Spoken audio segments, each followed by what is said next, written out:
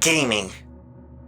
If you're anything like me, you probably enjoy playing games, watching someone else play them, or even making your own.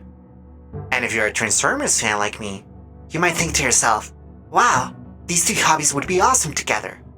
And you would be right. Or at least, you would have been right. Because today, that's not the reality we're in. But why is that? Is there any hope for the future of Transformers gaming? Let's find out together. Welcome, new and returning. Before we get into the video, hi, I'm Flames. And like I said in the intro, I'm a huge Transformers fan. But recently, you may have heard news or seen videos that make it a little bit hard to be a fan without being a little bit critical. Whether it's the toys rising in price, the movies basically being dead, or the main topic of this video, games. It doesn't mean that I hate the franchise or that I'm going to stop buying things I like. Because in the end, what we all want is the same thing. We want the franchise to be in a good spot. Unless you're able and want it to be gone forever, but anyway, you saw the title, you saw the thumbnail. Let's ask ourselves, why is Transformers in such a bad spot gaming-wise at the moment? Well, sometimes you don't realize what you have until it's gone. So, let's take a trip down memory lane.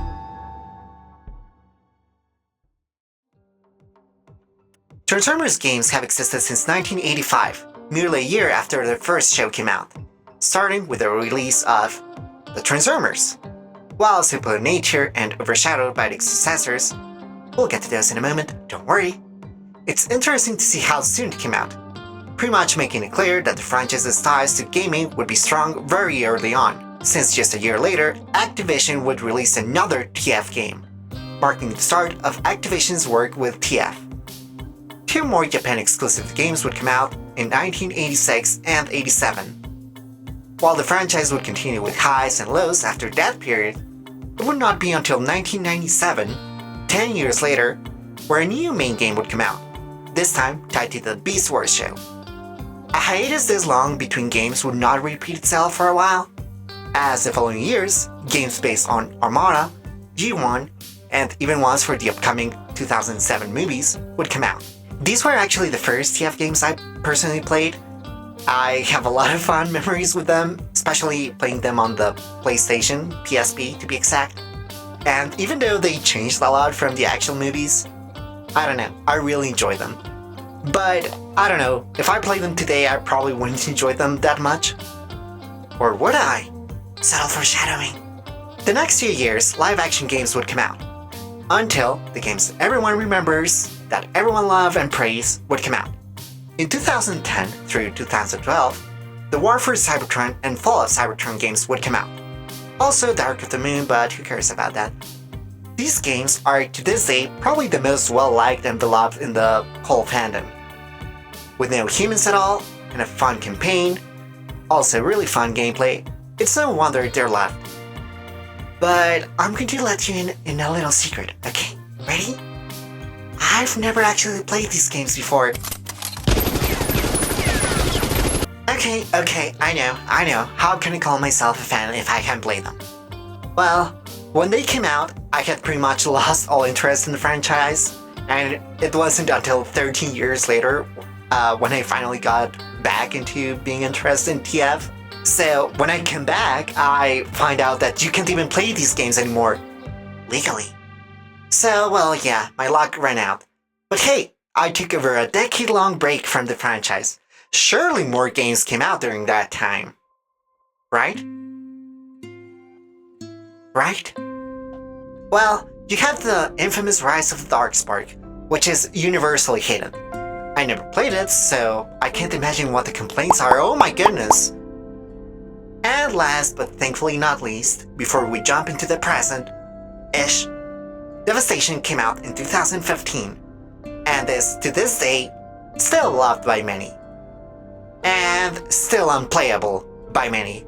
Seriously, all these games were taking off from stores online, and they really need to be available again. But here's where you might already notice something's off. How come the last TF game that was highly praised came out 10 years ago? Did they stop making games? Well, not exactly.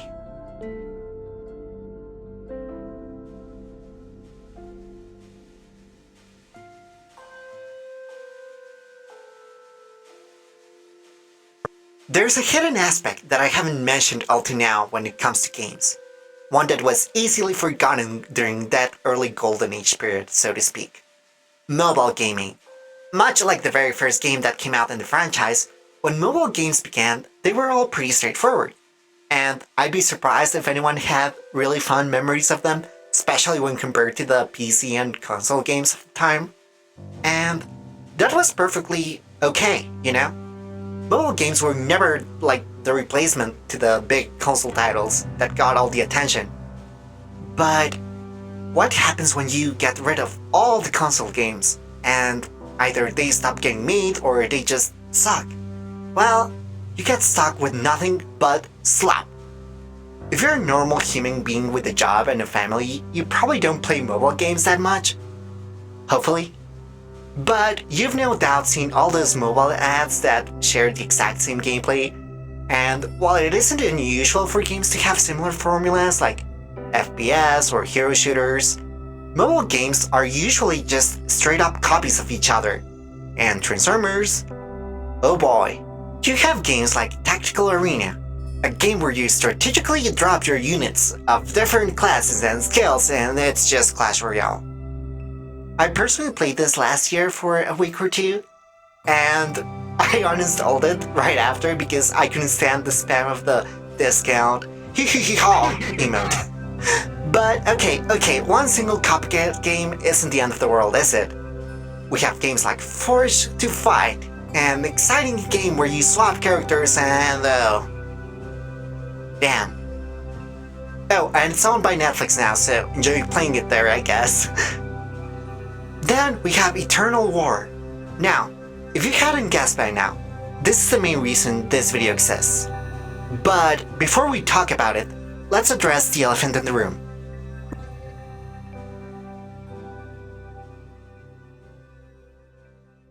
I won't spend too long here since you probably already know the gist of it.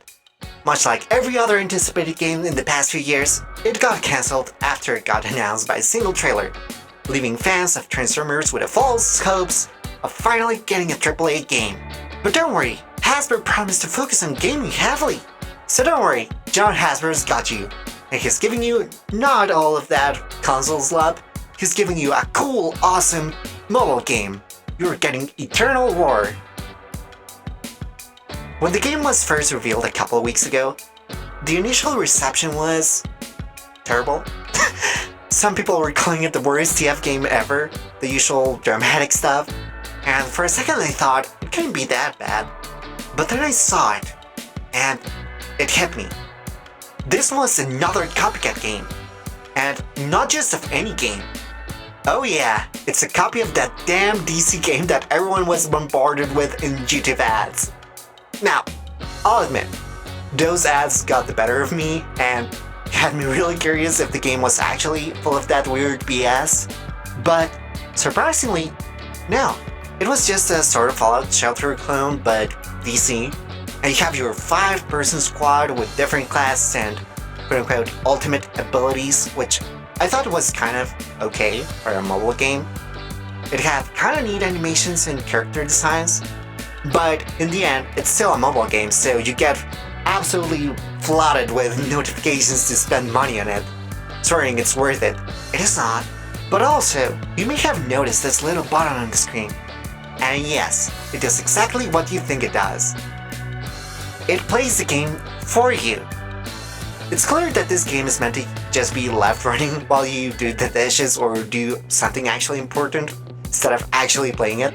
So, in the end, it just ends up being sort of an experienced farmer running in the background, disguised as a strategic team builder, only worth playing while you actually do something else. So, wait, if Eternal War is just a copy of this game, is it any better? Does it do something differently? Absolutely nothing! Eternal War is full of the same boring evergreen designs you've seen 1,000 times over the years, not bothering to try anything new or different. This is accompanied by the boring gameplay that just creates a game that's somehow overshadowed by a modern DC game, of all things. And when they somehow have it better than you, you know the situation's dire.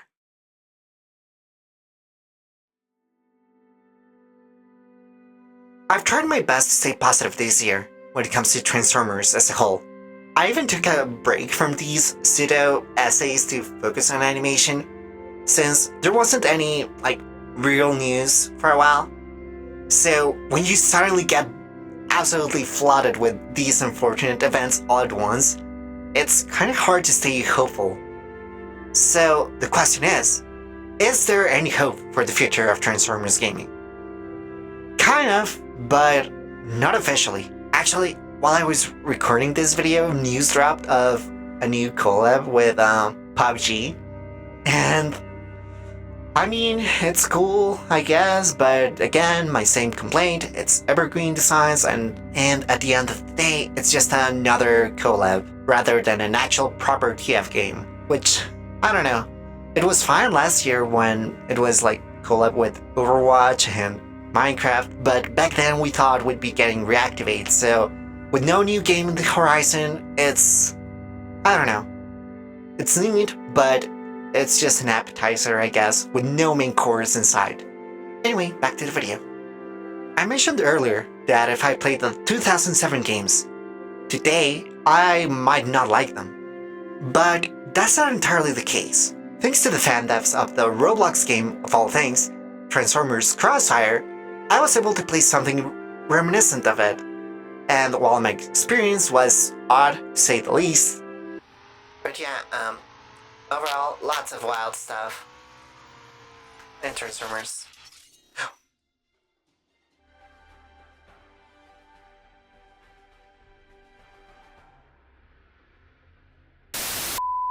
It's a pretty okay game considering it's made by fans. It eventually did get a warning from Hasbro for using the IP, but thankfully it seems it's getting back up, with the only change being that Hasbro forced them to use the evergreen designs again, because of course they did. But there's many other TF fan games being worked on daily, and it would seem that for the near future, this is as close as we can get to a proper Transformers gaming experience. Whether that's enough is for you to decide. Personally, I think the franchise should go into a sort of sleep mode for a while.